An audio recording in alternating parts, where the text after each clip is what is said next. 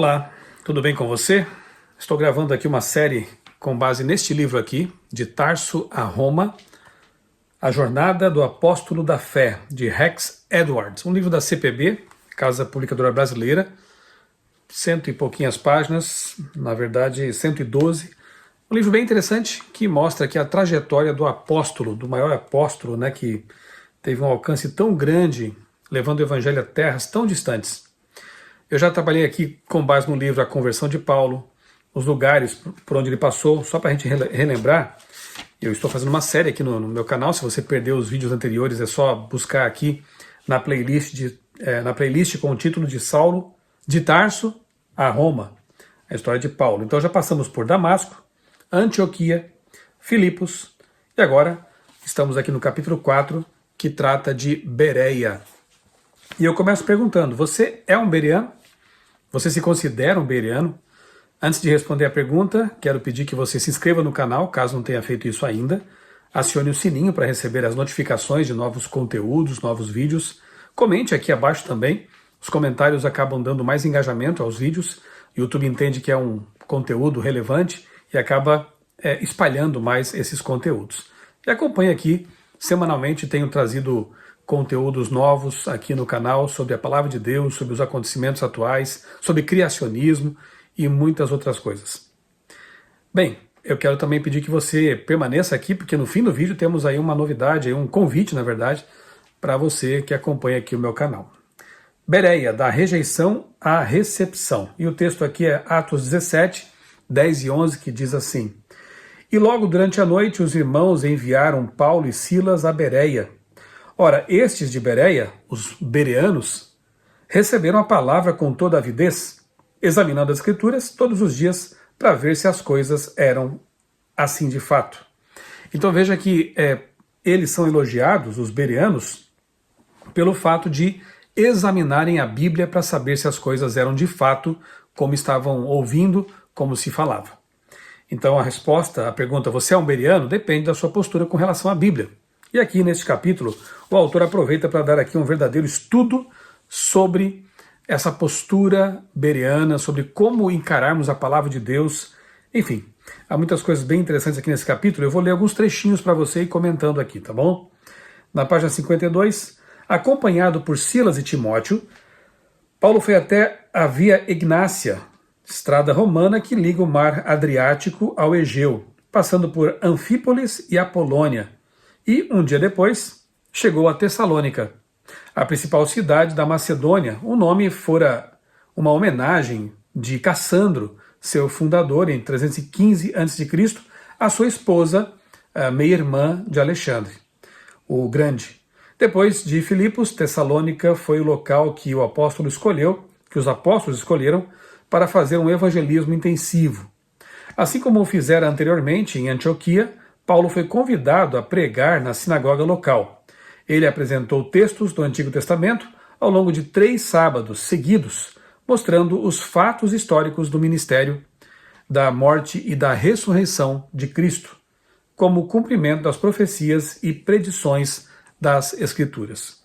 Mas abaixo ele diz assim que, assim como nas cidades de Derbe, Icônio e Listra, no sul da Galácia, os judeus de Tessalônica que não creram no Evangelho e alegavam suposta lealdade a César ficaram enfurecidos com a conversão dos muitos gentios tementes a Deus que estavam aceitando a mensagem de Paulo. Por isso, incitaram a multidão contra ele e seus companheiros. Quando o povo atacou a casa onde os missionários estavam hospedados, eles já haviam conseguido fugir. Deve ter sido em referência a essa situação que algumas semanas depois Paulo escreveu para afirmar aos cristãos tessalonicenses que sentiam forte desejo de voltar a vê-los. Contudo, Satanás os barrou o caminho, como ele diz lá em 1 Tessalonicenses, capítulo 2, verso 18. Paulo e Silas escaparam silenciosamente de Tessalônica e se dirigiram a Bereia, cerca de 95 quilômetros de distância. Lá, Timóteo se uniu a eles novamente. Então Paulo deixa a Tessalônica pela perseguição que havia lá e se dirige a Bereia. Percebeu a distância, 95 quilômetros. Obviamente naquele tempo tudo era muito mais complicado, né? Trajetos feitos a pé, a cavalo e assim por diante. Ellen White comenta o seguinte sobre esse momento histórico aqui. A mente dos bereanos não se achava limitada pelo preconceito. Estavam dispostos a pesquisar a veracidade das doutrinas pregadas pelos apóstolos. Essa é a atitude louvável. Em vez de estudar a Bíblia para satisfazer a própria curiosidade, os bereanos a estudavam para que pudessem aprender o que havia sido escrito a respeito do Messias prometido. Enquanto se aplicavam com fervor e fidelidade todos os dias, anjos celestiais se colocavam ao lado deles, iluminando-lhes a mente e impressionando-lhes o coração. E aqui é dito em Atos 17:11 que receberam a palavra com toda avidez, examinando as Escrituras todos os dias, para ver se as coisas eram de fato assim. Você é um bereano? Nossa atitude com a Bíblia tem que ser a mesma dos bereanos, desse povo aqui de Bereia. Nós temos que estudá-la, temos que examiná-la, temos que investigar as coisas que muitas vezes ouvimos por aí, não confiar apenas em conteúdos que chegam até nós via TV, YouTube, enfim. Mesmo isso que eu estou dizendo para você aqui agora, né? Coloque à prova, analise na Bíblia, abra sua Bíblia com oração, estude-a sistematicamente para saber se a verdade, se as coisas que estão pregando correspondem à verdade que está contida na palavra de Deus. Então, sejamos como os bereanos. E o autor aqui coloca uma série de passos, de requisitos para saber se nós temos tido uma atitude bereana realmente, né? Ele dá dicas aqui muito boas. Primeira, faça uma interpretação contextual da Bíblia. Eu vou ler só uns trechinhos aqui de cada um desses tópicos para você, porque cada um deles daria realmente uma aula aqui, né? Então fica aqui a recomendação de você ter e ler o livro De Tarso a Roma, da Casa Publicadora Brasileira. O uso desonesto de fragmentos da Bíblia fora de seu contexto pode ser aproveitado de forma enganadora para explorar as Escrituras. Então, é importante estudarmos a Bíblia em seu devido contexto, cada texto em seu contexto. Se você não compreendeu um versículo, estude o capítulo todo. Se o capítulo ainda não está muito claro para você, estude o capítulo anterior, o posterior, analise o contexto mais amplo, se preciso, estude o livro todo, e assim você terá menos chances de errar em sua interpretação. O grande problema é que há pessoas que extraem versos, né, textos de seu contexto e aplicam ao seu bel prazer, criando assim, como se diz, pretextos, né, para desobediência, para atitudes equivocadas. Estude os textos em seu devido contexto. Segunda dica, faça uma interpretação comparativa da Bíblia. Ele diz, comparando diversos textos que tratam do mesmo assunto e examinando sua relação em todo o sentido, tornar-se-á evidente o verdadeiro significado das Escrituras. Esse, na verdade, é um conselho de Ellen White reproduzido aqui pelo autor. Enfim, é aquela coisa, né? Se você leu um texto e não ficou muito claro, veja o que o mesmo autor diz noutra passagem. Vou dar um exemplo aqui. Em João capítulo 5, versos 28 e 29, o apóstolo João escreveu que haverá duas ressurreições. A ressurreição dos salvos para a vida eterna e a ressurreição dos ímpios para a condenação. Lá em Apocalipse 20, o mesmo apóstolo João retoma o assunto e explica que haverá 1000 anos entre uma e outra ressurreição. Perceba, o mesmo autor, em livros diferentes, explicando o mesmo assunto, adiciona luz sobre aquele assunto. Acontece também de outros autores explicarem um texto que talvez um autor que nós lemos naquele texto não ficou muito claro, outros autores explicam de forma melhor, ou mais aprofundada, ou mais detalhada aquele assunto. Então, uma leitura comparativa da Bíblia é muito importante. Comparar textos com textos, né? Isso nos ajuda a entender, eu costumo dizer, o todo da obra, né? Ver o que toda a Bíblia fala sobre um assunto, para também evitarmos o perigo de isolar textos de seus contextos ou compreender equivocadamente uma passagem bíblica. Terceira dica, faça uma interpretação exegética da Bíblia. O autor diz, devemos usar a exegese, isto é, extrair do texto os significados que estão ali no texto. Não podemos usar a exegese, que é colocar em um texto sentidos que não estão ali. Há pregadores que cometem esse erro, né? É uma falha grave aí, de ler um texto e aí aplicar suas ideias àquele texto, e não o contrário, construir minha pregação, minha argumentação com base no entendimento do texto. Nós temos que deixar que o texto fale, né? Permitir que o texto comunique a mensagem original as pessoas para quem estamos pregando. Então, faça uma interpretação exegética da Bíblia. Estude a Bíblia, estude o texto muito bem antes de pregar sobre ele, antes de falar e ensinar para as pessoas. Quarto, faça uma interpretação analítica da Bíblia. Então, muitos textos não podem ser entendidos separados das circunstâncias nas quais foram escritos. Descobrir o significado requer a resposta a 5 perguntas básicas: quem, para quem, quando, onde e por quê. Então, sempre que nós analisamos um texto bíblico, devemos nos perguntar, né? Quem? Quem escreveu esse texto? Com que propósito, né? Para quem? Qual o destinatário daquele texto original? Né? Quando? Qual foi a época? Isso também ajuda bastante, né? Para entender o contexto histórico, cultural. Onde e por quê? Por que aquele texto foi escrito? Claro que a mensagem transcende o tempo e chega até nós e nos comunica verdades de Deus. Mas entender o contexto primário de cada texto nos ajuda muito a entender também por que aquele texto foi escrito. Então, não se esqueça das perguntas: quem, para quem, quando, onde e por quê. Outra dica aqui, ó. Interprete a Bíblia sem inferências. A boa hermenêutica requer que descubramos qual era o sentido que a passagem bíblica tinha a intenção de transmitir para aqueles que a liam primeiro. Quando deduzimos que o texto aponta para algo diferente, nós o torcemos além da conta. Então, cuidado aí, né, não distorcer a palavra de Deus e ensiná-la de acordo com o propósito original do autor, do Espírito Santo. 2. Outra dica aqui, uma subdica, né? Interprete a Bíblia sem elaborações. Então, é aquilo que está escrito. A Bíblia, ela já é um texto enxuto, direto, e ainda bem que é assim, porque senão teríamos que ter uma biblioteca, né, para conter tudo o que foi registrado. Então, um texto enxuto, direto, ao ponto. Então, não fique floreando, né, elaborando o texto de acordo com a sua vontade, mas que o texto, fale, como eu já disse. Mais uma, interprete a Bíblia sem alegorias. Por exemplo, entusiastas do ecumenismo interpretam a túnica sem costura de Cristo como a intenção dele de que a igreja não se dividisse. Não tem nada a ver, né? Convenhamos. Então, pegar um texto, pegar um relato e dar uma interpretação alegórica, inventar história em cima daquilo. Não podemos fazer isso. A Bíblia não é um livro místico para você estudar nas entrelinhas, para ver coisas ocultas ou para inventar em cima daquilo que está escrito. O texto é suficientemente direto e claro para aqueles que o estudam, sem alegorizar. Então, cuidado também com essa tentação das alegorias, né? Leia a palavra em oração. Esse é um conselho muito básico, né?